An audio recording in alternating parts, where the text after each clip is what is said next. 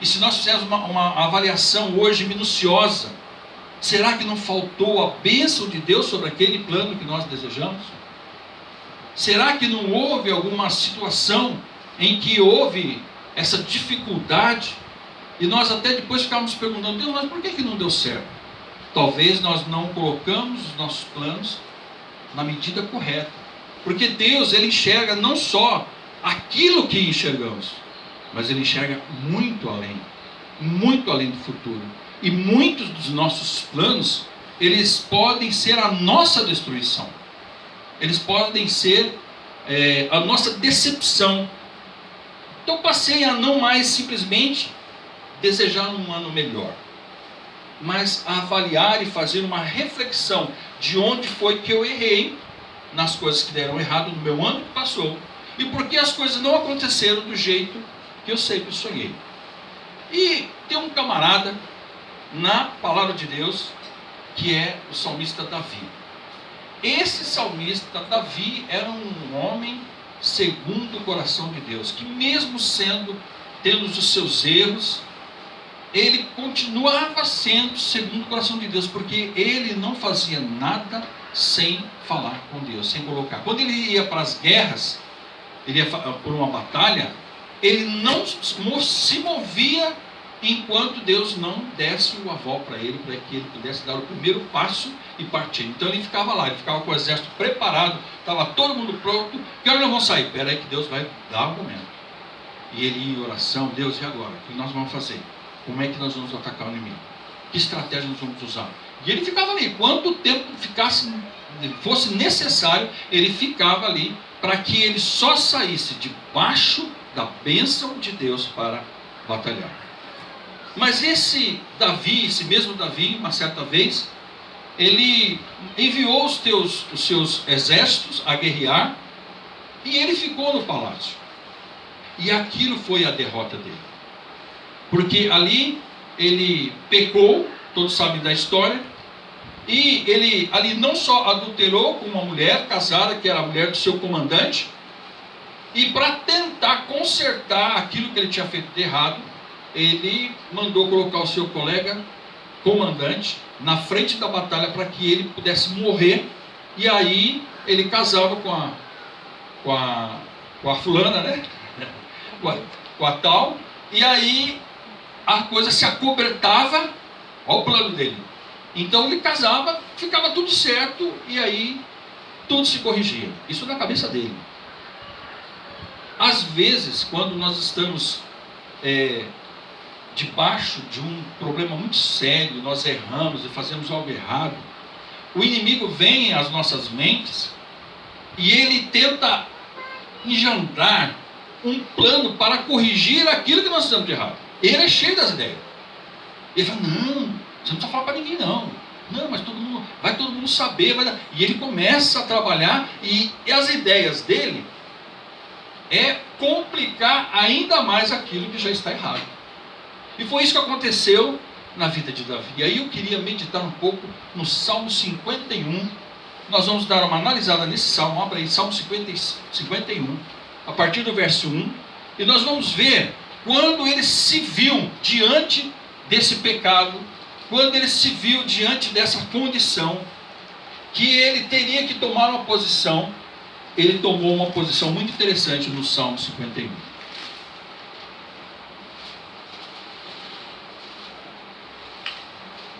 Então, aqui Davi faz uma oração, e a primeira coisa na oração que ele fala, ele diz assim: tem misericórdia de mim, ó Deus, por teu amor, por tua grande compaixão, apaga as minhas transgressões.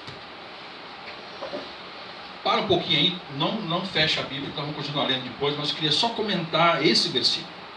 Quando você infringe uma lei, e no caso aqui foi o caso dele, ele infringiu uma lei do Senhor, e por isso ele pecou. O pecado é infringir a lei do Senhor.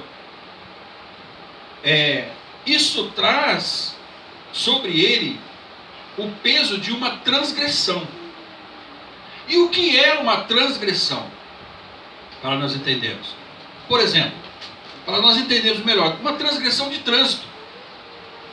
Né? Uma transgressão de trânsito. Então, quando eu infringo uma lei de trânsito, eu passo um semáforo vermelho, eu passo no radar além da velocidade permitida, o que acontece? Eu sou penalizado e essa penalidade vem em forma de um dinheiro que eu tenho que pagar lá, um valor, e que não é barato. Agora, quando a gente recebe uma multa, eu gostaria de filmar a cara de todo mundo que recebe uma multa. Como é que a gente faz? É uma indignação total. A gente, na hora, fica nervoso, já briga com a esposa, né, já vira um trem. Ó, é inconformável um negócio desse. Já queremos culpar alguém, já queremos ver quem foi. E eu e a Rosana, nós dois dirigimos o carro. E aí quando chega a multa, aí não, foi você. E aí até nós provar quem foi, nós já brigou. Então, já começa por aí, já vê o castigo dessa transgressão. Mas como não se bastasse, né, essa transgressão, ela vai arrancar de nós o suor do nosso rosto. A palavra de Deus diz que com o suor do nosso rosto ganharíamos o nosso pão. Isso é o nosso trabalho. E com o suor do nosso rosto nós recebemos aquele valor e nós distribuímos em cima daquelas coisas que nós precisamos no nosso dia a dia.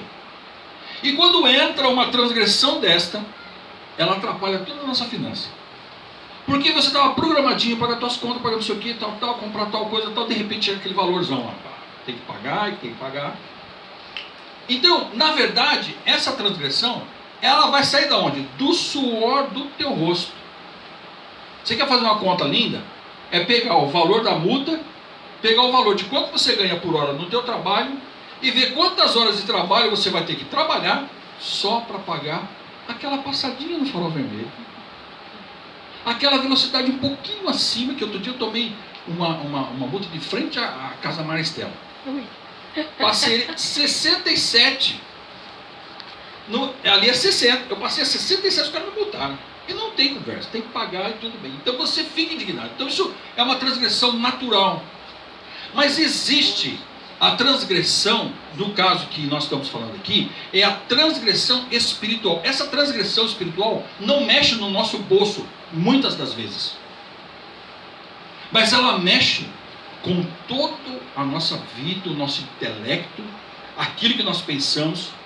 E o inimigo começa a ter liberdade para investir na nossa vida, porque ele veio para matar, roubar e destruir, e ele só não faz isso porque ele não tem legalidade sobre a nossa vida. Enquanto nós estivermos debaixo da proteção do Senhor, ele não tem legalidade para nos tocar. Amém. Mas a única pessoa que pode abrir a legalidade para que o inimigo possa nos tocar somos nós mesmos. Quando nós abrimos uma brecha, então está tudo fechadinho aí, tudo certinho, aí de repente você abre uma brechinha para dar uma espiadinha do que está acontecendo lá fora, aí o inimigo entra naquela brecha. Ele é tão sutil nessa parte. Então o salmista aqui, nesse versículo primeiro, ele reconhece que estava sendo penalizado pelas suas transgressões. Ele estava sendo penalizado. Assim, se nós continuarmos lendo, né, nós vamos ver que esse reconhecimento dele é muito importante por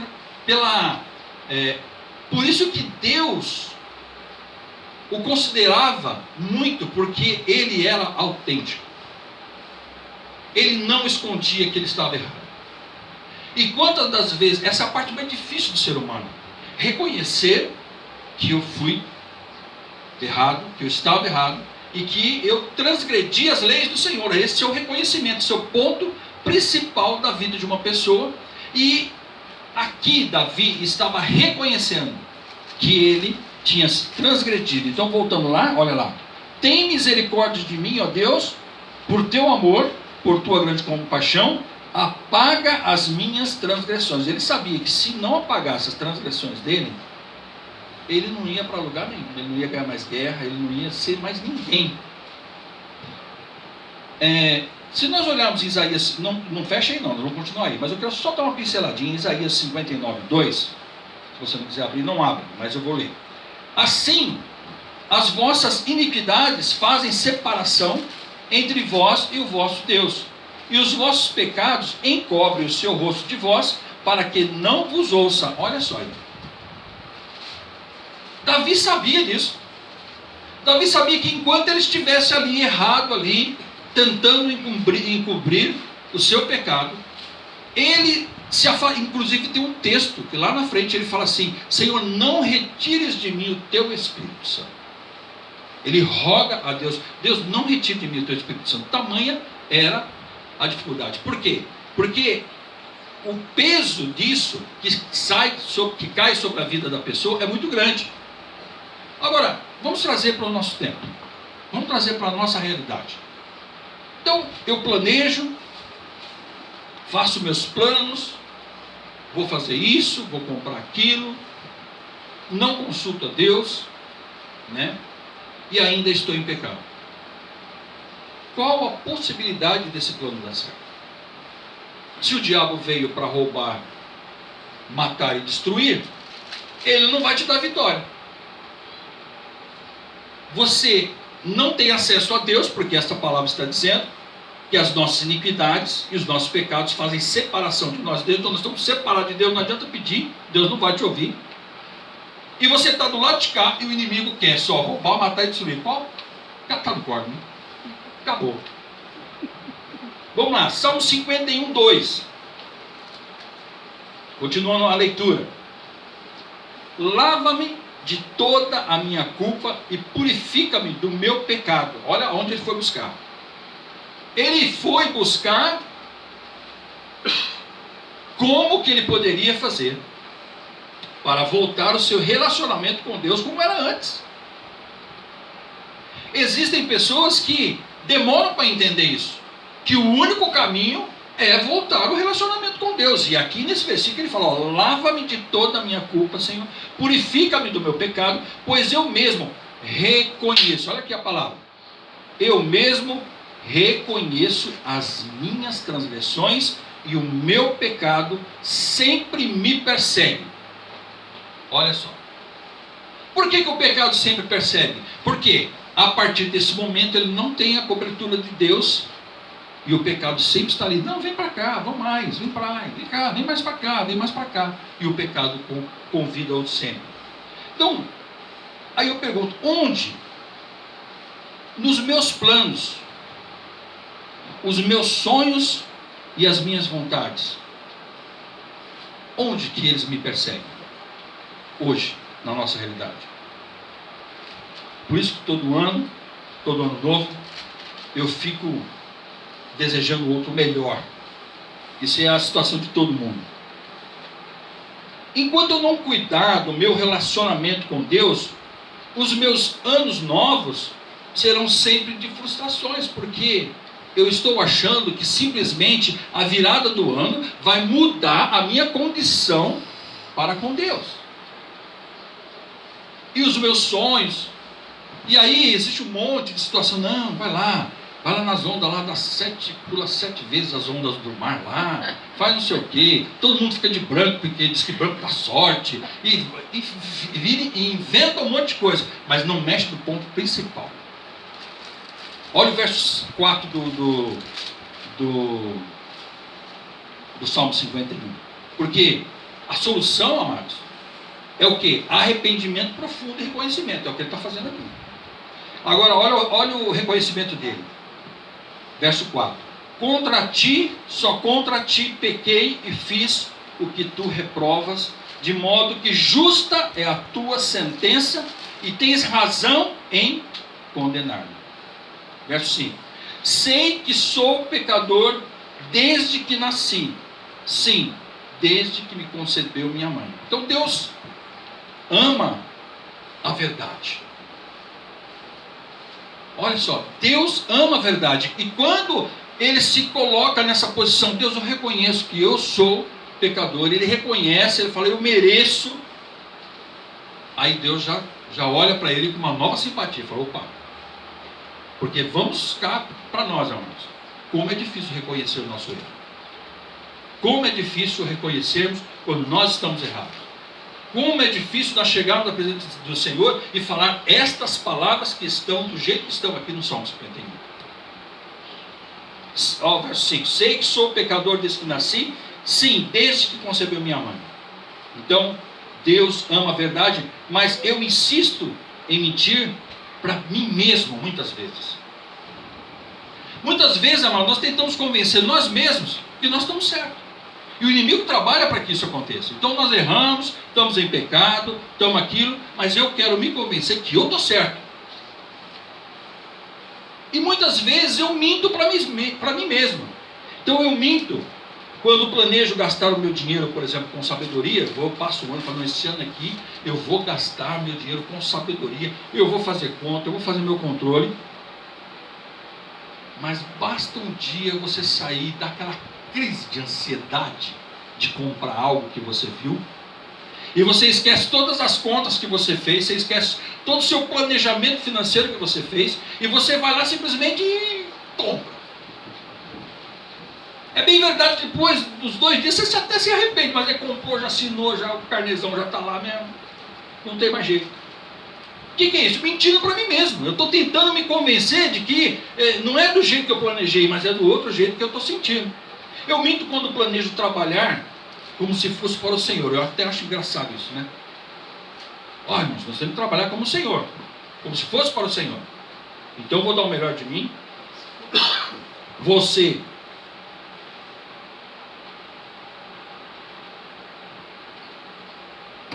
vou ser o melhor funcionário, vou fazer diferença ali naquela empresa, vou dar testemunho de que eu sou diferente. Aí, basta o patrão um dia ter que resolver alguma coisa, faltar meio-dia e tal, aí está ele lá fazendo hora, matando o tempo, batendo papo, porque o patrão não está lá. Isso não é mentir para nós mesmos? Não, Senhor, eu trabalho como se fosse para o Senhor, mas a situação é tão normal entre eles que o patrão sai e entra na turma lá e fica lá batendo papo, entrando no WhatsApp, para a máquina, para tudo que está fazendo, e não trabalha mais. Então ele está mentindo para si mesmo. Mente para mim mesmo quando planejo ser honesto nos negócios. Fala, não, senhor, eu vou ser honesto. Esse aqui é mais para quem é negociante, na rua, trabalhando, comprando, vendendo, e fazendo, não, eu quero ser honesto, quero ser direito nos negócios. Aí basta alguém apresentar uma vantagem, aquela vantagem, né, que vai dar um bom lucro. Aí ele, o que tem? Todo mundo faz. A falcatrua daqui, a falcatrua, ninguém vai saber. Então, vou fazer. O que você está fazendo? Você está mentindo para você mesmo. Você não colocou um propósito que nesse ano você seria uma pessoa honesta nos negócios, e aí já tá pendente lá. Pô, mas se eu não fizer, o meu concorrente vai fazer, ele vai ganhar dinheiro, eu não vou ganhar. Cadê Deus na história? Eu minto quando prometo ser fiel ao Senhor e simplesmente eu não oro mais, não busco mais a Ele, né? Não leio mais a Bíblia, né? Só me lembro dele nas situações difíceis, quando a situação aperta, quando eu estou com um problema, aí eu corro para a igreja, eu corro para como é que fala? A gente faz oração à noite, vigília, né? Aí eu corro, vou para a vigília, tudo porque eu estou com um problema. Mas ele nunca vai para a vigília quando tudo vai bem. Ele só vai quando as dificuldades batem a porta.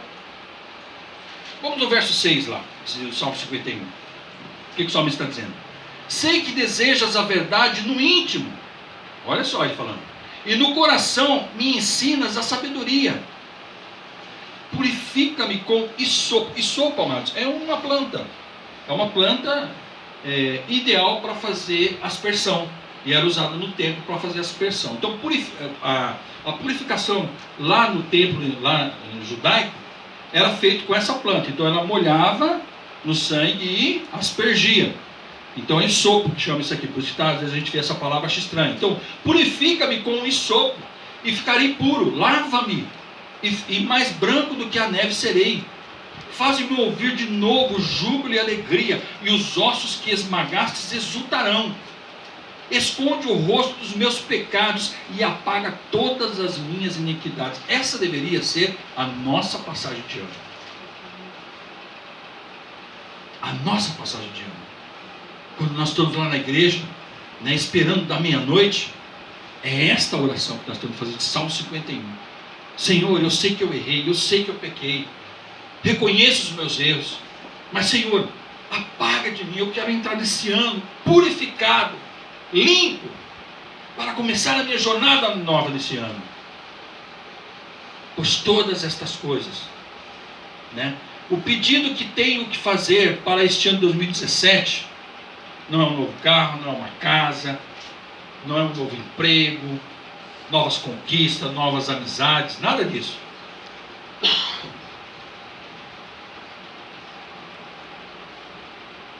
Olha o que o salmista pede para o ano novo. Salmos 51, verso 10. Verso 10. Olha o que ele pede. Senhor, cria em mim um coração puro, ó Deus, e renova dentro de mim um espírito estável. Oração linda para passar de ano, hein, irmãos? Cria, Senhor, um coração novo. Eu quero ser diferente. Reconhece que o ano foi ruim. Ó, verso 12.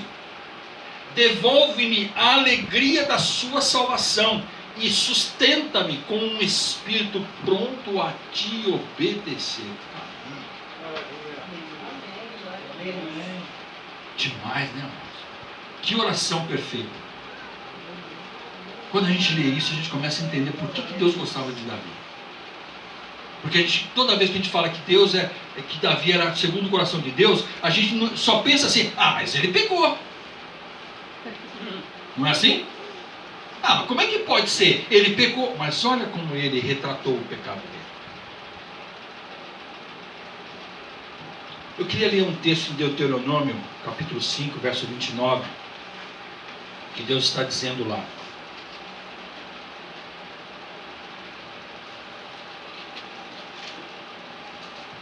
Deuteronômio 5, 29.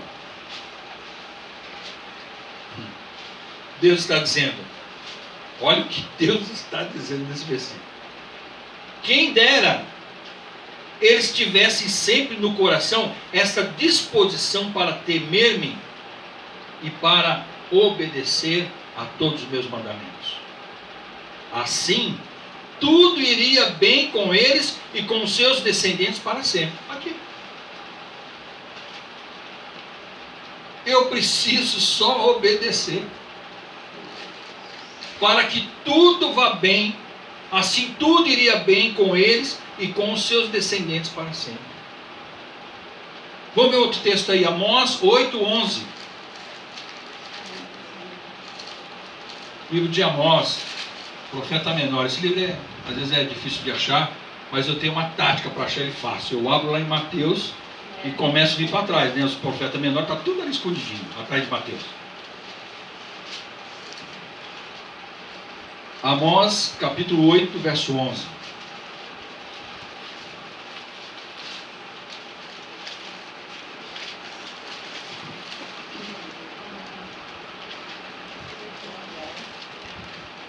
Diz assim: Eis que vem dias, diz o Senhor Deus, em que enviarei fome sobre a terra. Não fome de pão, nem sede de água, mas de ouvir as palavras do Senhor. Aleluia. Estamos vivendo dias em que o Senhor tem olhado sobre a terra e tem procurado pessoas que o busquem com o coração sincero, tal como o coração de Davi, que acreditem nele e que confiem nele. Temos necessidade de Deus, precisamos dele em tudo, em situações complicadas, até as coisas mais simples, nós precisamos dele. É tempo em que o Senhor gera em meu e em seu coração fome e sede dele. Temos necessidade de Deus, precisamos dele em tudo, em situações complicadas, até as coisas mais simples. É tempo de se desesperar. É tempo de procurar e ansiar por Ele, pois só Ele pode nos satisfazer, só Ele pode nos curar, só Ele pode nos usar, só Ele pode nos realizar. Tempo de buscá-lo como nunca, de colocar o Senhor no centro das nossas vidas, como prioridade, estar disposto a obedecê-lo, mesmo que isso possa parecer loucura. Muitas das vezes, amado, obedecer a Deus é loucura para os homens. Em muitas situações.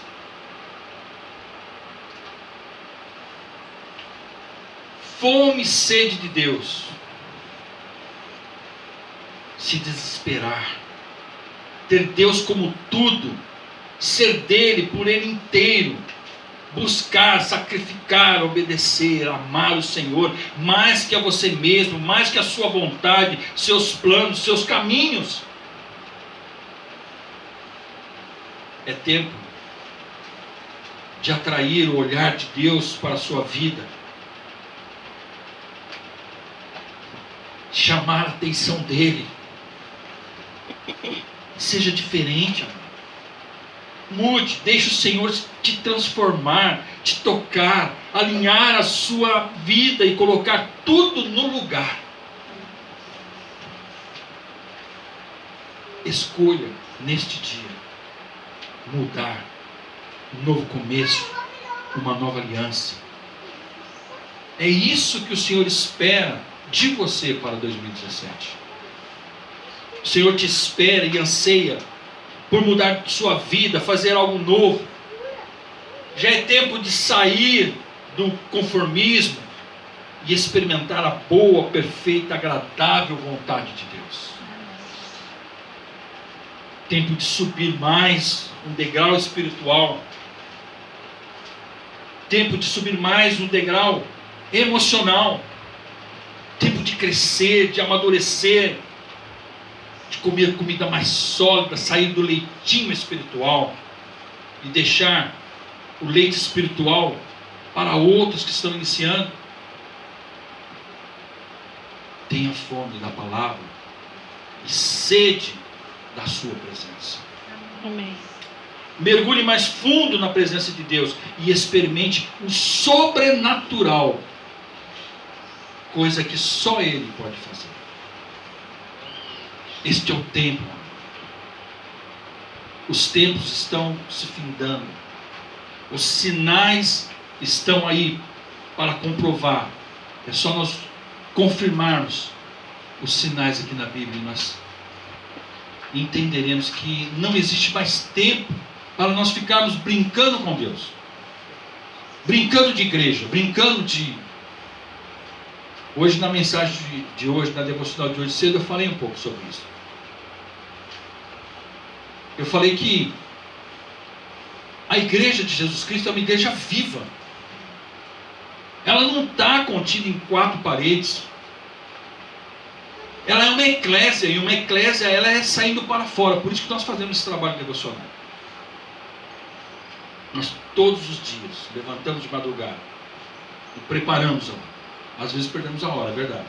Quando sai a devocional 8, 9 horas, o irmão já sabe que eu perdi a hora. Mas eu tenho tentado 5 horas da manhã abrir a palavra e falar: Deus, fala com a gente. E às vezes Deus demora, e aí a gente vai orando. Aleluia, Jesus. Vai pedindo: Senhor, manda uma palavra. Aí quando Deus manda a palavra, a gente vai e olha aquela palavra e Deus capacita a gente vai e grava e manda para os irmãos, para que os irmãos sejam abençoados. Esse é o sentido de nós estarmos fazendo devocional. E se os irmãos quiserem abençoar outras pessoas, repassem para outras pessoas. E com isso, amados, a gente vai se fortalecendo todas as manhãs. O sentido dessa devocional é que às vezes a gente levanta de manhã sendo meio distraído, né? correndo com as coisas, com compromisso e tudo, e a gente vai, passa e não lê a palavra, não fala com Deus, e quando você vê, já deu meio-dia, você nem lembrou de Deus. E o intuito dessa devocional é isso, você está lá correndo também, continua correndo, mas ali vai, liga, vai escutando, fazendo café, fazendo as coisas, mas já vai escutando. Aquela palavra entra no teu coração e ela começa a trabalhar durante o dia todo no teu coração, e você vai estar com Deus todo dia. O inimigo não encontra muita brecha quando a gente está pensando em Deus logo pela manhã. É esse o intuito. E graças a Deus tem dado certo, porque muitas pessoas têm nos retornado. Muitas pessoas têm falado que cada palavra tem atingido o coração deles, tem feito eles lembrarem de Deus, porque senão o dia passa e a gente não ouve. Amém? Amém. Vamos ficar de pé, queridos?